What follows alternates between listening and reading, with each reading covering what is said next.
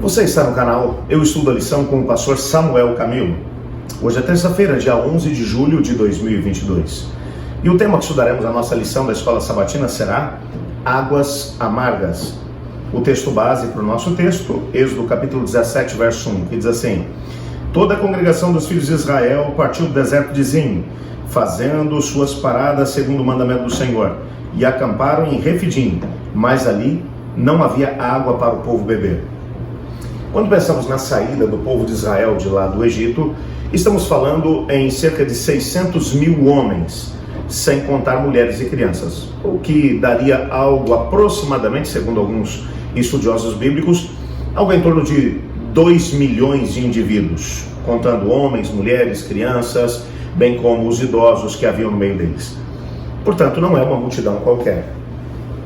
Eu posso dizer a vocês que durante o meu ministério, esses quase 20 anos de ministério, eu tive que dirigir alguns eventos para desbravadores, para aventureiros, para jovens.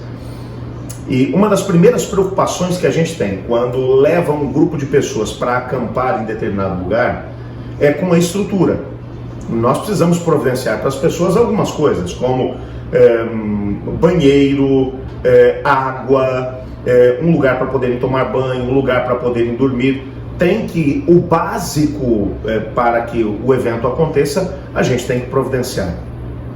Quem é que estava providenciando o básico para aquela multidão que se dirigia do Egito para a terra de Canaã? O próprio Deus. Quando você vai para Números, no capítulo 12, o texto bíblico vai dizer para a gente que era a nuvem aonde Deus estava que determinava a direção. Eles seguiam a nuvem. Mais do que isso, a nuvem também determinava o ritmo no qual eles deveriam seguir.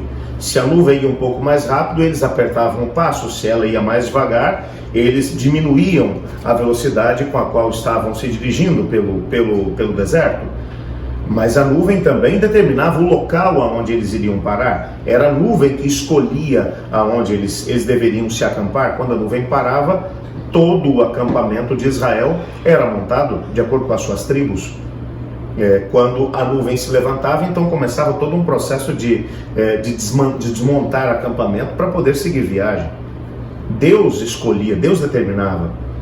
O que o texto bíblico está dizendo para a gente aqui é que o fato de Israel, agora logo depois de ter atravessado o Mar Vermelho, um grande milagre que Deus havia operado, claro que sim, a nuvem agora começa a dirigi-los pelo deserto. Primeira parada, um lugar chamado Mara. Quando eles viram aquela grande quantidade de água, e o povo tinha muita sede, o povo realmente ficou muito feliz. Mas quando se aproximaram para trazer aquela água até a boca, a água era amarga, ela era imprópria para o consumo. Você pode imaginar o tipo de frustração que essas pessoas sentiram quando perceberam que a água que agora estava à disposição deles era uma água imprópria para o consumo? A primeira pergunta que alguém faria numa situação como essa é: mas espera aí, por que Deus deixou que isso acontecesse? Aliás, não é por que Ele deixou que acontecesse. Nesse caso especificamente, foi Ele quem nos levou para lá. E a água era ruim. Ele não poderia ter resolvido o problema da água antes? Claro que sim, tudo é possível para Ele. Mas Ele trouxe o povo, deixou que o povo fosse experimentar da água, o povo percebeu que a água era ruim e só então Ele resolveu o problema. Agora, para piorar um pouco mais a situação, é que quando eles levantam o acampamento dali, o capítulo 17, verso 1, que foi o texto que a gente leu agora há pouco, o texto vai dizer: E o povo de Israel, segundo o mandamento do Senhor, levantou o acampamento e seguiu até chegar em Refidim, e lá não havia água. Se no primeiro caso a água era ruim, no segundo caso não tinha água. E foi Deus quem dirigiu o seu povo para lá. É claro que esse impedimento fez com que alguma coisa tremenda tivesse lugar. Foi exatamente porque não tinha água lá que, através de um milagre extraordinário, a água ela saiu da rocha. Deus providenciou água para eles através de um grande milagre. Às vezes, quando algo impossível se coloca diante de nós, uma situação completamente inviável, quando você olha e diz assim: eu não vou conseguir resolver isso, não tem jeito de resolver isso. Talvez a gente só esteja falando de uma oportunidade que Deus está concedendo a cada um de nós, para que nós tivéssemos a possibilidade de poder ver um milagre ainda maior.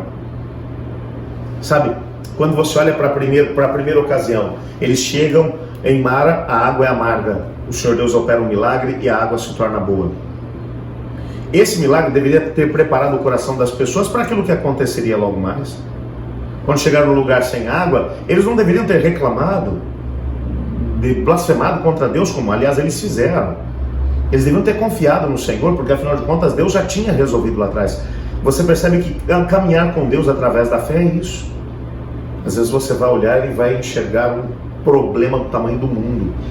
Não se esqueça que para a gente problema representa impossibilidade.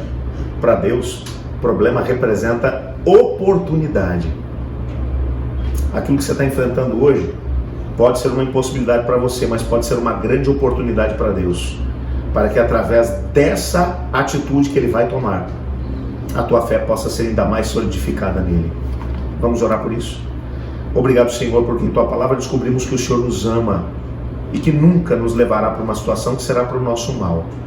Ajuda-nos a aprender as lições com o povo de Israel e ao invés de ficar reclamando da vida e das situações, ajuda-nos a confiar totalmente no Senhor.